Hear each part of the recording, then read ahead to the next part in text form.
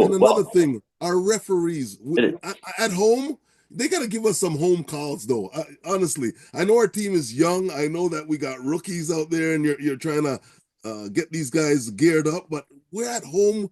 We got to get some home calls, though. You know what I mean? I see them. I see them hitting up more guys on other teams than we need. I don't know.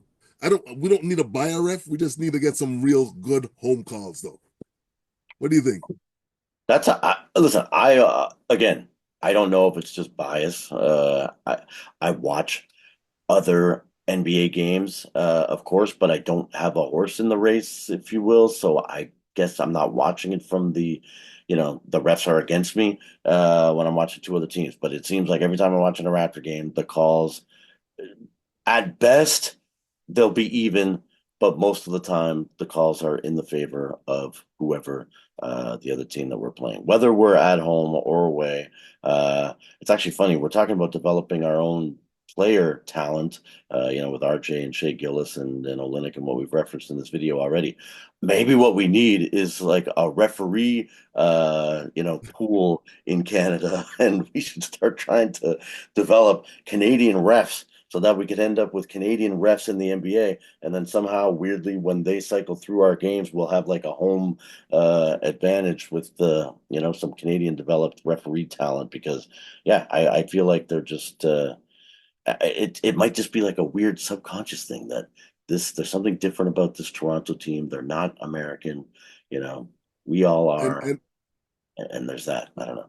and you've hit it on, you nailed it right there. I think that's the thing. We're the only international team outside of the league. So hey, you know what? We're gonna give these guys. It's like, I mean, it's almost like we're not supposed to be a part of the league almost.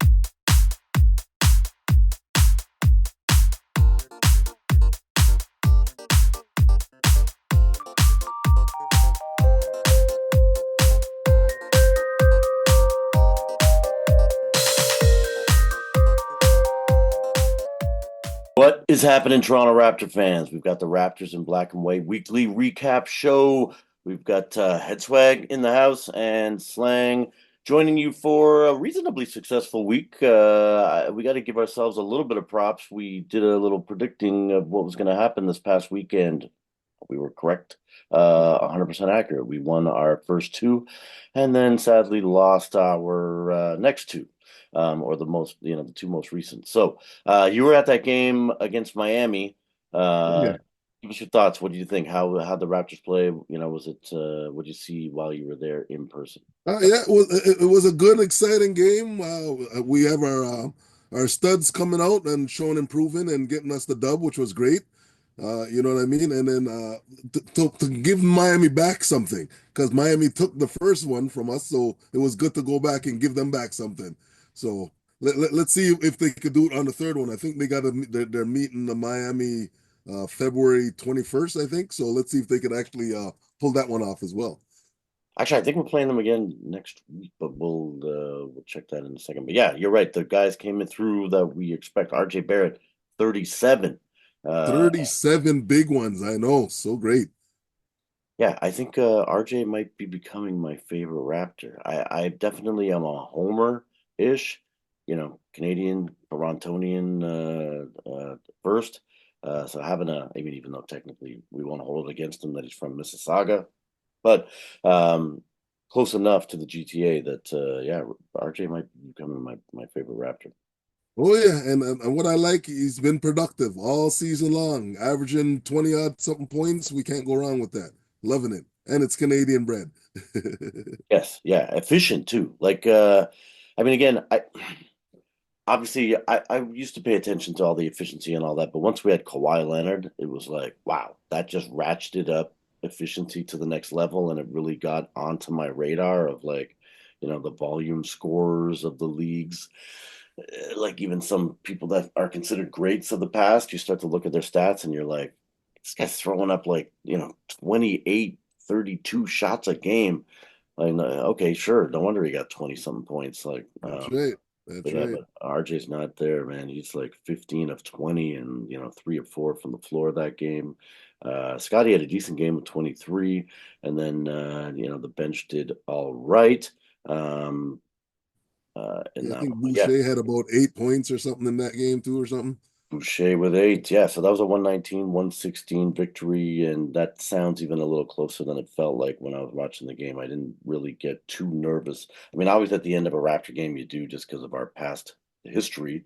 But I thought that the Raptors had that one in the bag. Is that the sense you got while you were sitting there in the game? That it felt like, we Yeah, got it on the felt like wheel, it was pulling pop it up. away from them, but then they got sound and they got their 10 toes in and they locked in and got the dub. So yeah, but like you said, they get into that point where sometimes they're slipping away, and you're like, boys, gather, like put the nail in the coffin, let's go.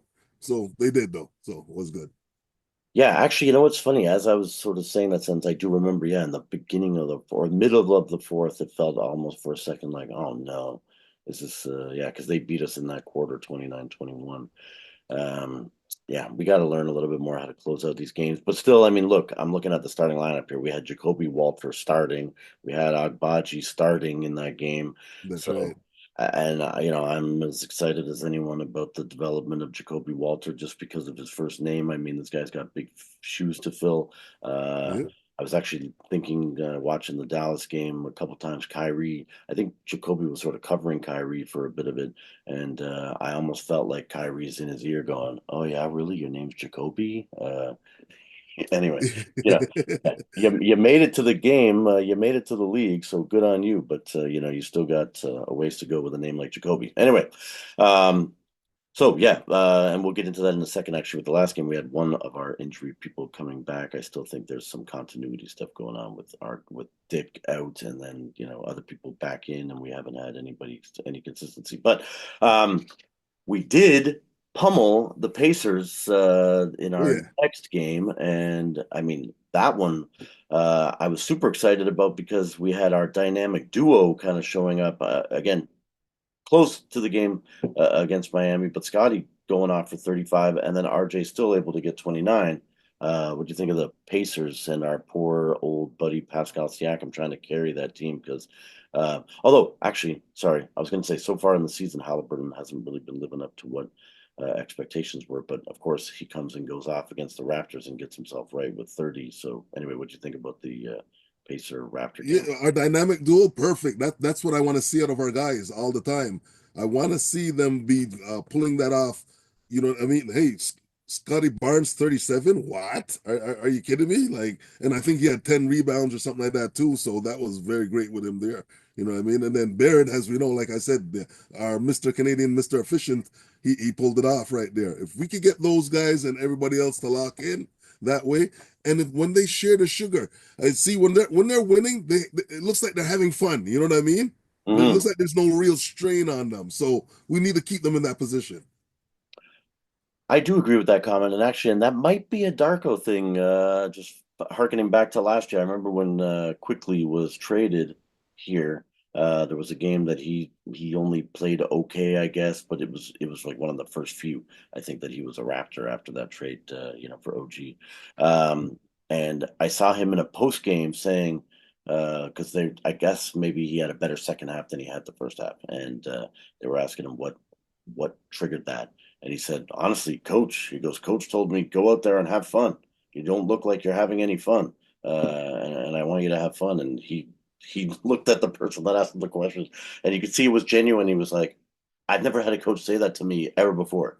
Right. That it And doesn't and sometimes that makes the have difference. fun. You know what I mean? Like you let the leash off the hound. You know what I mean? So Yeah, no, that was the impression I got, is that he genuinely was like, yeah, wow, what a crazy great thing for our coach to say to me. But he goes, it was obviously what he felt was the catalyst for his game turning around. So I agree with you. That seems to be a way that Darko wants to run the team. Is like, I need you to do these certain things, but let's make sure that we're all enjoying what we're doing. I mean, you know, they do play basketball for a living, so I would imagine there's some innate joy anyways. But if you can somehow remove that pressure of mm, mm, mm, yeah, yeah, you got it. You got yeah. it.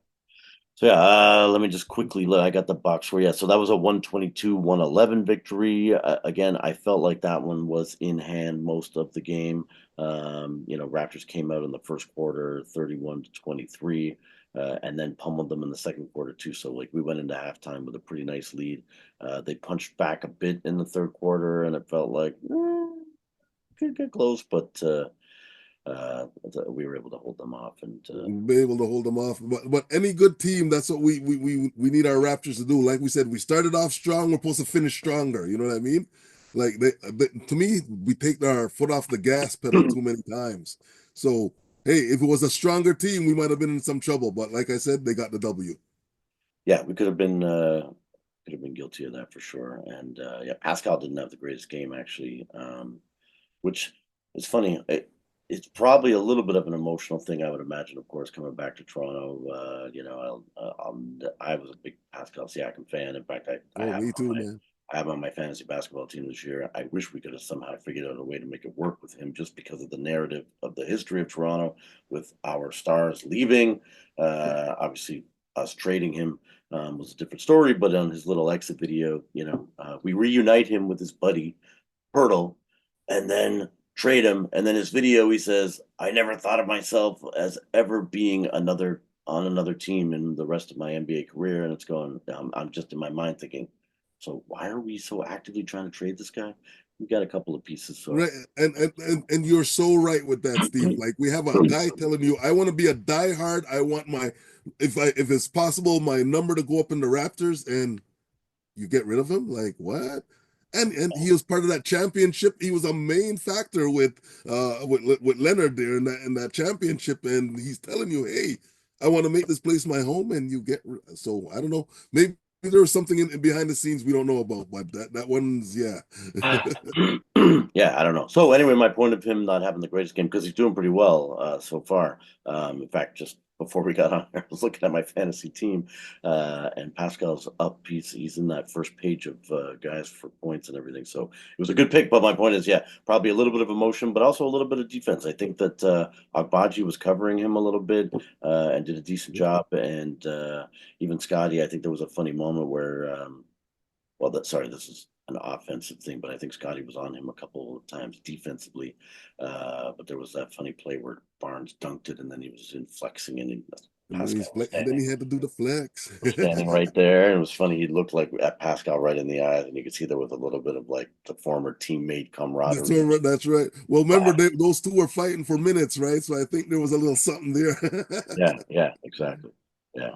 Anyway, pretty Yep. cool. And then we go on to OKC. Oh, good Yeah. Lord.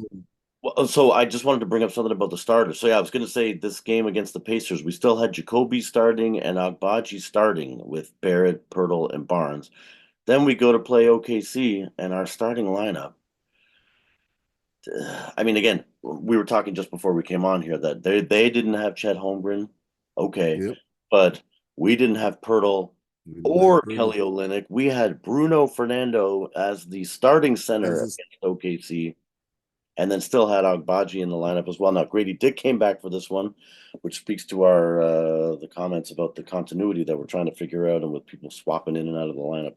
I would imagine it's a little bit tougher. I know they're professionals, so they should be able to work it out. But yeah, so now this game we got Fernando, Barnes, Barrett, Agbaji, and Dick starting, and then Boucher, Battle, Mogbo, Garrett Temple had a couple of minutes in there. Davian Mitchell, Shed, and Jacoby all getting time off the bench. Yep. And it's a shame that going up against the top team in the West that they got blown out that way. I thought they would have made it more of a little exciting game, but like you said, with third string centers coming out, it's gonna be a difficult night. And we already have a problem in our big with our big men, right? So, geez. Yeah, even just especially I think with like a Shea Gillis Alexander type player where he loves to get in the paint and take it to the bucket. That's Uh, right. with someone with him knowing that Bruno Fernando's out there, there's got to be something in his mind just thinking like, all right, I'm gonna go off and I'm gonna go. Hey, I'm gonna I'm get back whatever I home. I'm want. gonna put on a show for my family, and yeah, they gave me something to go off, so I'm gonna go off. Yeah, that too, right? Of course, yes. He's got a building full of all the people he had to get tickets for with him being back in town. I have this deep fantasy with seeing RJ sort of step it up a notch, as we were already talking about being homegrown talent. I just have this fantasy that Shea Gillis will someday uh, become a Raptor. I mean, sadly, OKC looks like they're building a potential dynasty. So if they start, churning out championship after championship, I don't know what would pry him away from that, but I have this fantasy that one day he'll be a Raptor. That would be great. I'm telling you, I would love to see it. Yeah, he also was on my fantasy. I picked him. I had third pick, and I grabbed him. Anyway, so yeah, he went off for 30, and then friggin' Jalen Williams had 20, and yeah, Hartenstein only had two, but I think, oh no, he didn't. I was gonna say I thought I saw that he got injured or something in that game, but nah, he played 28 minutes. So, um, pardon me. But yeah, so you see obviously, I guess with it being such a blowout because they came out in the first quarter and just punched us in the face. It was 34-17. I was considering changing the channel after a quarter like that, and then the OKC doesn't let up. They come back in the second quarter with another 33, and we managed to get 25, but still, we're going into halftime down 67 to And we know our Raps is not a closeout team, so the second half just got drenched on some more. Yeah, exactly. Yeah, 67 to whatever, what is it, 42, I think. And so it was just painful. It Uh, was painful. and then the And, back. and I thought they were gonna pull. I was like, is that a win streak? Are we gonna go five in a row? Come on, it would be nice. But yeah, like I said, our prediction of 2-2, we're dead on. Yeah, it wasn't in the cards for us to beat them. But again, maybe we could chalk that up to, missing half our team. They were missing a couple guys, but we were missing, I think, more key players to our team than, they had That's to. right. And then, yeah, yesterday. Again, we get another player back, so our starting lineup changes again. And I think last year we had the most different starting lineups of any team in the NBA. That's correct. We're Yep. heading in that direction again this season. So yesterday we get still Barnes. Pirtle comes back, um, and I don't know why he was out the other game if they were just giving him a rest or what was going on. And I saw a Oh thing. yeah, he did come down with something, so they're giving him day to day. He was Oh, basically day to day. he had some kind of illness or something. Okay, I That's wasn't sure correct.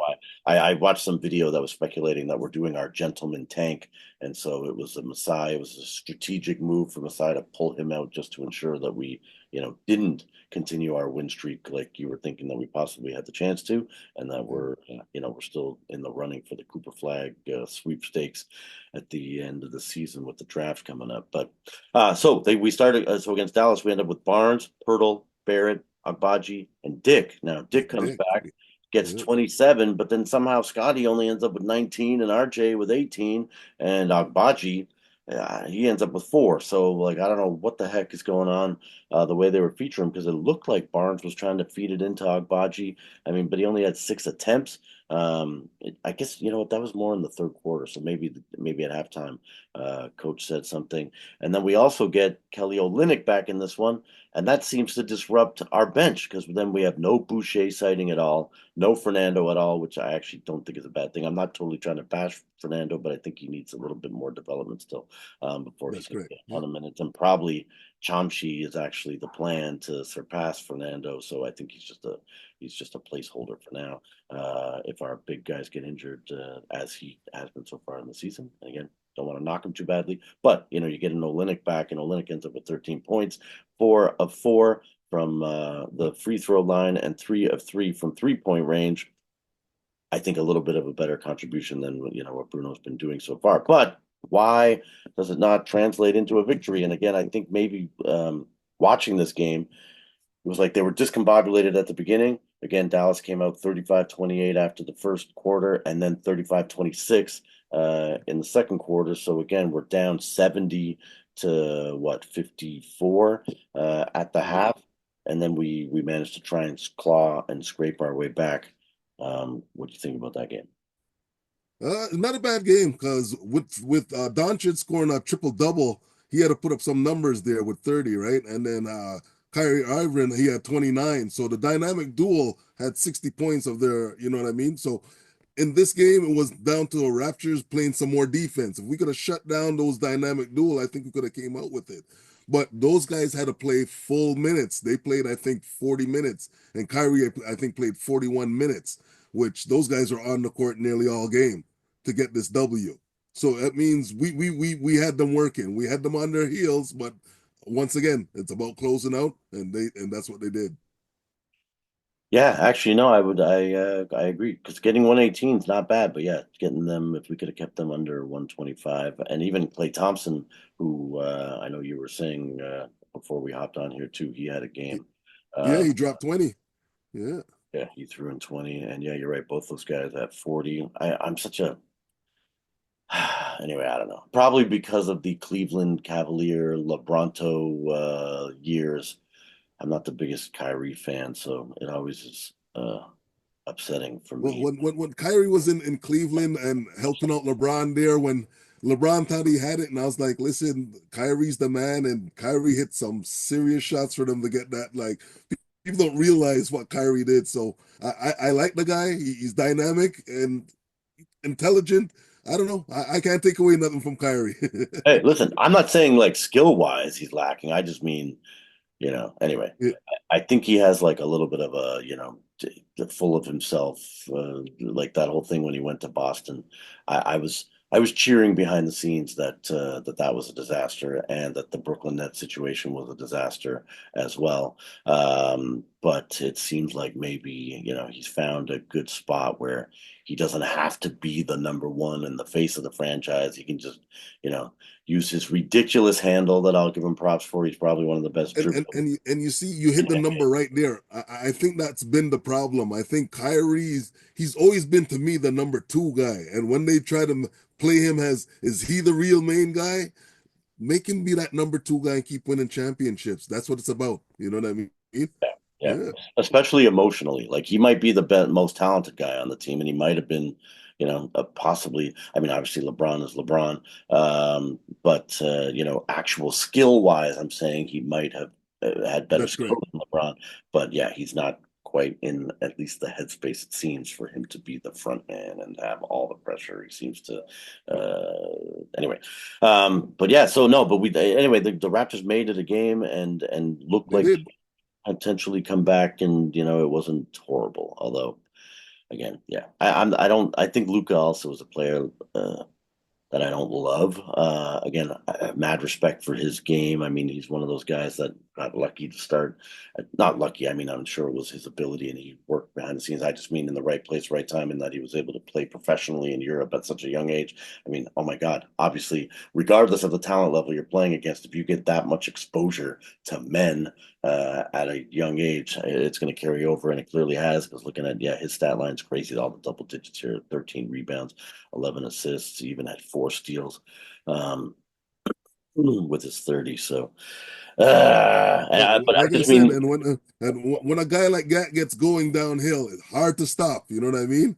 And then think about it, the trickle off. He's got Kyrie to back him up. Like that's what I'm trying to say to our guys. I know it was they took an L, but they had those guys working, which was very very good. You know what I mean? yeah, Just yep, we just like I said, if we could play some defense and close out some games, our young guys could get some W's. That's what they need to work on.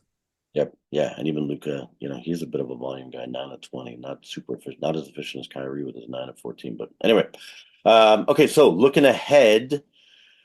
We only have 2 games this week, it looks like, at least according to the schedule. And I'm going to give ESPN the benefit of the doubt that they've got the correct schedule here. So we're playing tomorrow. We have the New York Knicks um, coming into town, I guess. Yeah, we're on a bit of a home streak here. So we've got the Knicks coming Yeah. into the bank. Um, what do you see going on there? I mean, it's funny. Karl Anthony Towns, at first, everyone was praising this trade, and then now people seem to be backing off a tiny bit. I was looking at some. Actually, hold on. Sorry, let me know what you think about the Knicks. I'm going to just pull up the. Well, like, the Knicks, I think we should get this one. I really think we should get this one. Yeah, You know, what I mean, after this state playing a hard loss fought, and like I said, Akopurtle is back, so I think we should definitely get this one back in there. And our dynamic duel are back at home. We just came off a loss. We want to get a comeback. You know what I mean? So if there's any game to get it, it will be against this Knicks right now.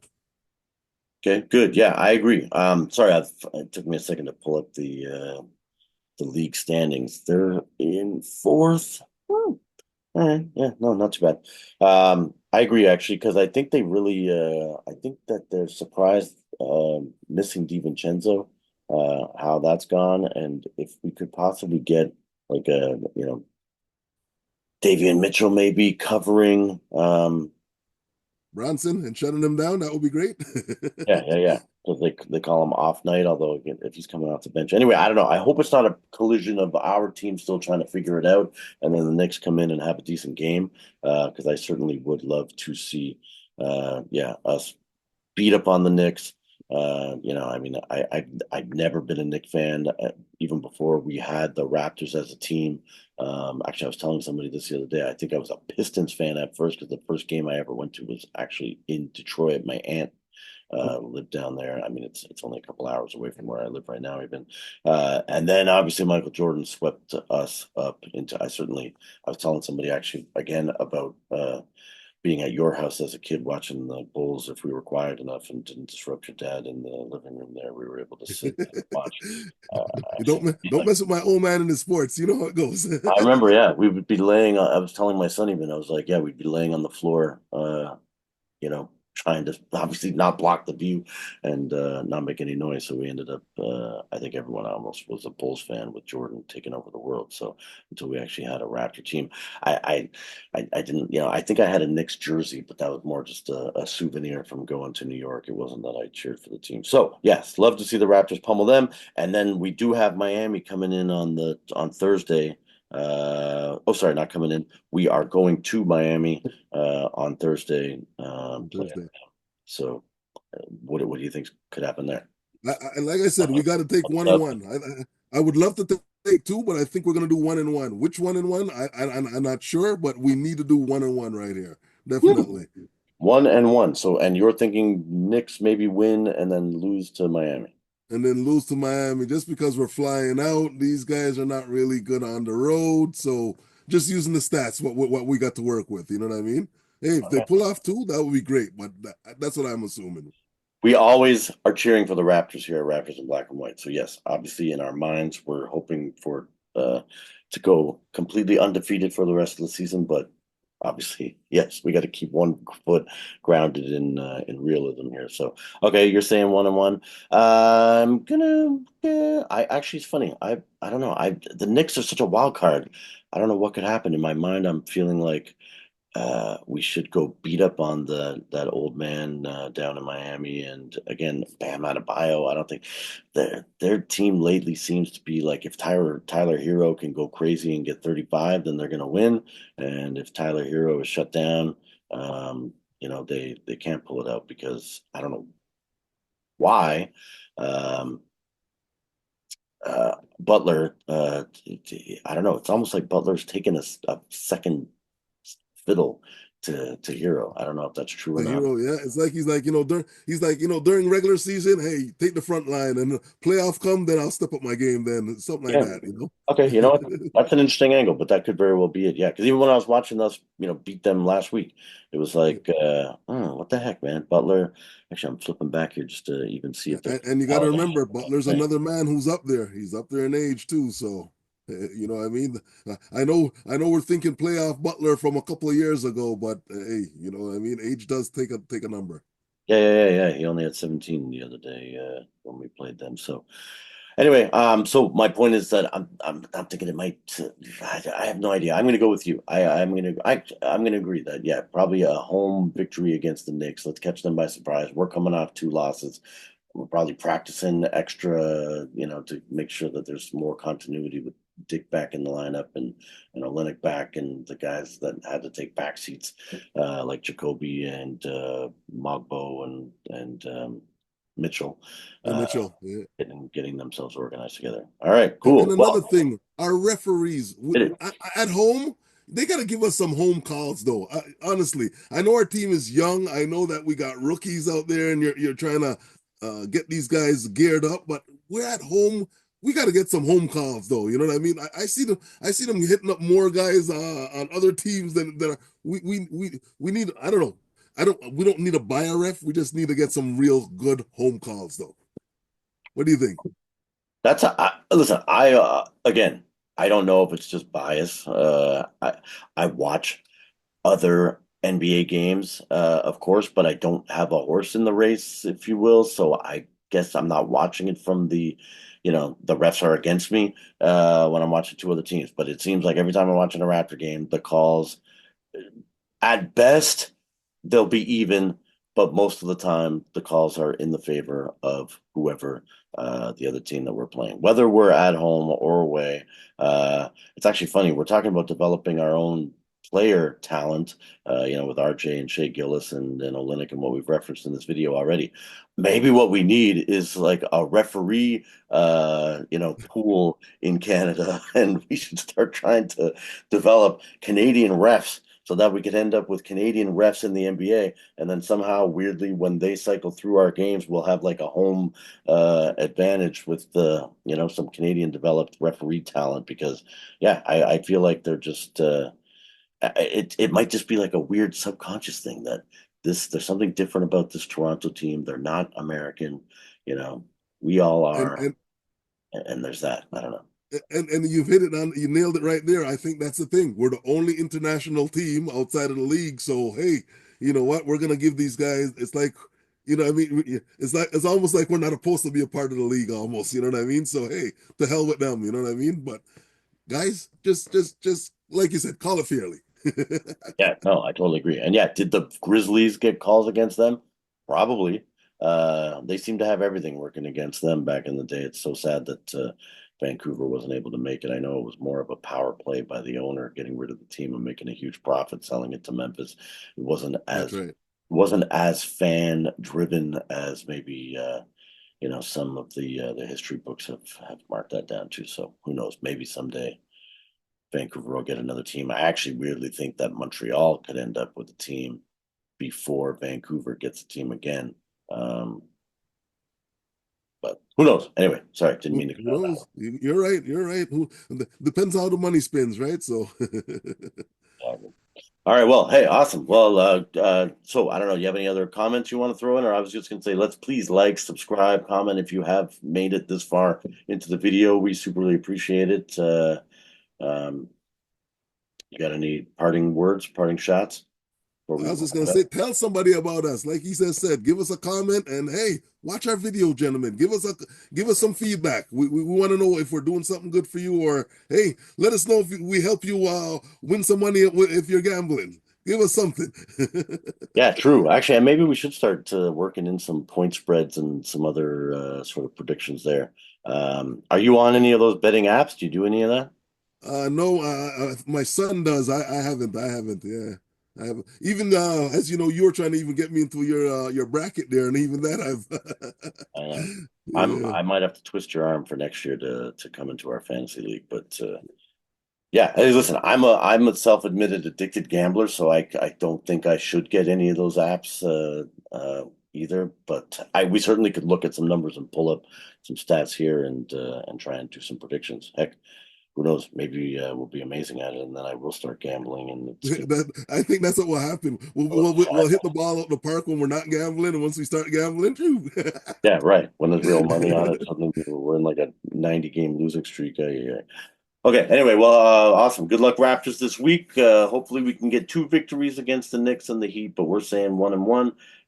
We'll catch you guys next week. Every week, we're doing recaps of what the week has transpired and a little bit of a future prediction of what's to come and any highlights in between. So, on behalf of Head Swag, I'm Slang. Thanks for watching. Please like, subscribe, send the link to your friends. And heck, if you hate the podcast, send it to your enemies. We don't mind. We'll take views sort of any way we can get them. So, thanks. Have a good week. Cheers.